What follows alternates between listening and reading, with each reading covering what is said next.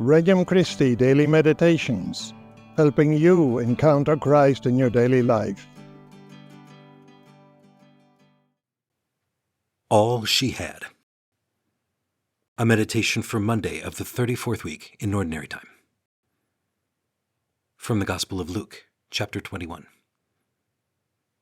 When Jesus looked up, he saw some wealthy people putting their offerings into the treasury, and he noticed a poor widow putting in 2 small coins.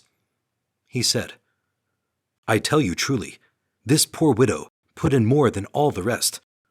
For those others have all made offerings from their surplus wealth, but she, from her poverty, has offered her whole livelihood." Opening Prayer.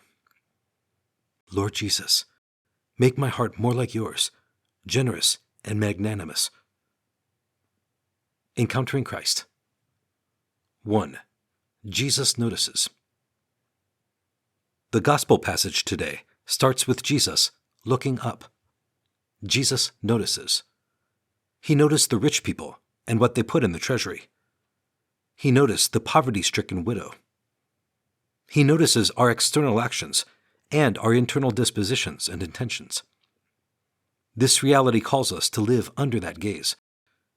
We live under many gazes: the world's standards, our friends, our families, our parents, our own ideals. But the only one that counts is that of Jesus. He sees the big picture of our lives, where we are, and how we have come to the present moment. And he loves us abundantly. 2. The greatest gift. Jesus mentioned that the poor widow put in more than any of the rich people. Is giving relative? In a sense, it is. It is relative to the heart's capacity. The greater the heart's capacity, the greater the gift. How can we increase our heart's capacity? By growing in a spirit of poverty. In the Sermon on the Mount, Jesus said, "Blessed are the poor in spirit, for theirs is the kingdom of heaven." The less we hold on to for ourselves, the more available we are to receive the gifts the Lord wants to give.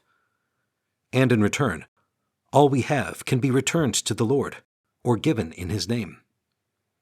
We discover the greatest gifts in a spirit of poverty, the capacity to receive from God and freely give what was received. 3. All she had. Jesus said that the poor widow gave all she had. She held nothing back in her desire to be generous. She had a magnanimous heart. We rarely speak of the virtue of magnanimity. According to St. Thomas Aquinas, magnanimity helps a person achieve great and noble acts, like this woman who gave all she had. It requires great humility, recognizing that which one does and offers is due to God's gifts. What gifts and riches do we possess? How can we be magnanimous by giving all we have? Conversing with Christ. Lord Jesus, make my heart more like yours, poor of spirit and magnanimous. Thank you for the gifts that you give me. Help me be generous in offering them to others. Resolution. Lord, today by your grace, I will reflect on how you may call me to be magnanimous. Visit our website at regnumchristi.com